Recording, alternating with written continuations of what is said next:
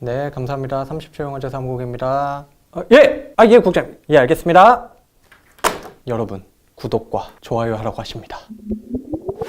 영화제 알림 영화제.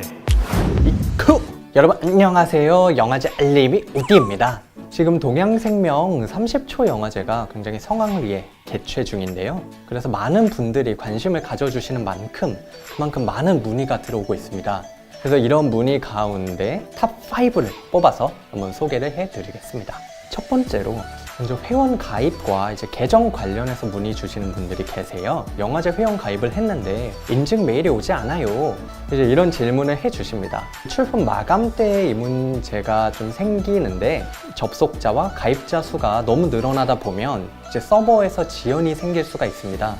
그렇기 때문에 인증 메일이 오지 않는 문제가 생길 경우에 저희 영화제 사무국 전화로 문의를 주시면 저희가 수동으로 바로 처리해 드리도록 하겠습니다. 그리고 아이디나 비밀번호를 까먹으신 분들도 문의를 주시면 처리해 드릴 테니까요. 부담 없이 언제든지 연락 주시면 될 것 같습니다. 자, 그리고 두 번째 질문.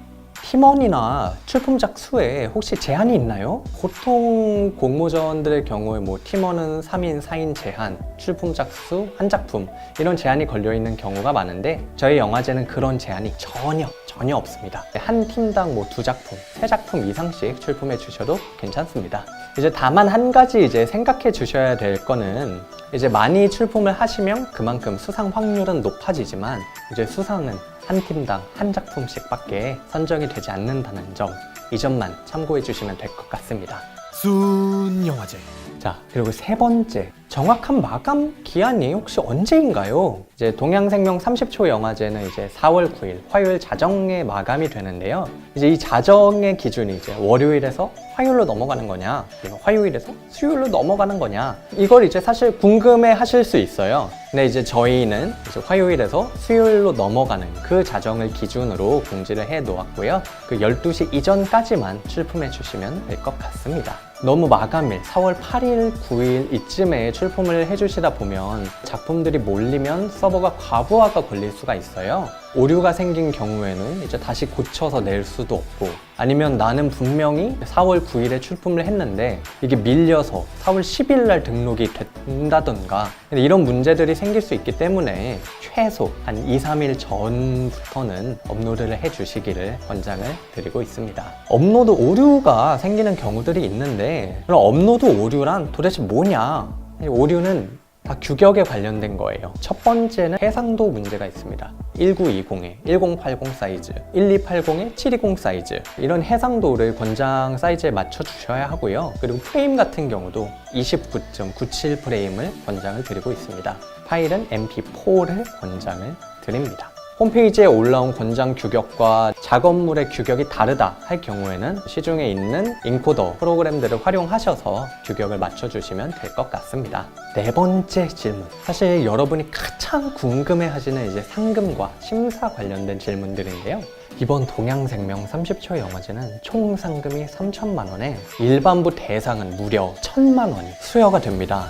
제 월급의 몇 배나 되는 수치인데요. 그리고 세부 시상 내역은 일단은 기본적으로 일반부와 청소년부 각각 대상, 최우수상, 우수상, 특별상, 장려상 5부문으로 시상이 이루어지고요. 시상의 세부 내역은 최종 심사 이후에 결정이 나게 됩니다.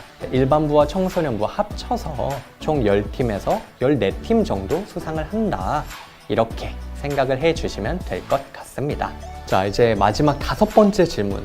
심사가 네티즌 평가 20%에 전문가 심사 80%라고 공지가 돼 있는데 이건 도대체 어떤 기준인가요? 이렇게 문의를 많이 주세요. 100점 만점에서 네티즌 평가 점수 20점, 그 안에는 추천수, 댓글수, 조회수가 각각의 비율로 합산이 돼서 들어가게 됩니다. 그러면 또 이런 질문을 해주세요. 아니, 그러면 먼저 출품한 작품들이 유리한 거 아닙니까? 사실 이게 반은 맞는 말이고 또 반은 맞지 않는 말이에요. 당연히 먼저 출품해 주시면 그만큼 네티즌 평가가 당연히 올라갈 텐데, 사실 이 점수가 20점 밖에 또 되지 않기 때문에 나중에 전문가 심사 80점에서 충분히 만회를 하실 수가 있습니다. 예를 들면 가장 먼저 출품을 해서 네티즌 평가 20점 만점을 받은 작품이 있습니다. 근데 이 작품이 나중에 이제 전문가 평가에서 80점 만점에서 40점을 받았어요. 그럼 총 60점이 되겠죠. 근데 이제 또 한 작품은 이제 너무 늦게 출품을 해서 네티즌 평가 점수는 빵점이에요. 작품성이 워낙에 뛰어나서 전문가 평가 점수 80점 만점을 받았어요. 그러면 이제 60점과 80점이 이렇게 있으면 당연히 80점 받은 작품이 수상을 하게 되는 거겠죠. 각자 여러분들께서 판단을 하셔서 출품을 해주시면 될 것 같습니다. 다만 앞에서도 제가 말씀드렸다시피 너무 마감일에 출품을 하시면 작품들이 몰리면서 마감 기한을 넘어서 이제 제출을 하셔야 할 수도 있어요. 2, 3일 전에는 출품을 해주시길 권장을 드리겠습니다. 순영화제.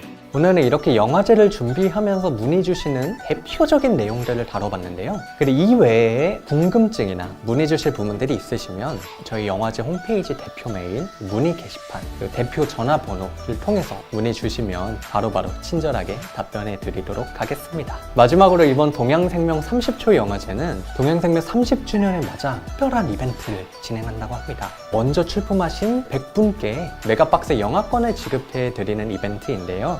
얼마 남지 않은 동양생명 30초 영화제, 많은 참여와 관심 부탁드리겠습니다. 지금까지 영화제 알림이 우디였습니다. 이쿠!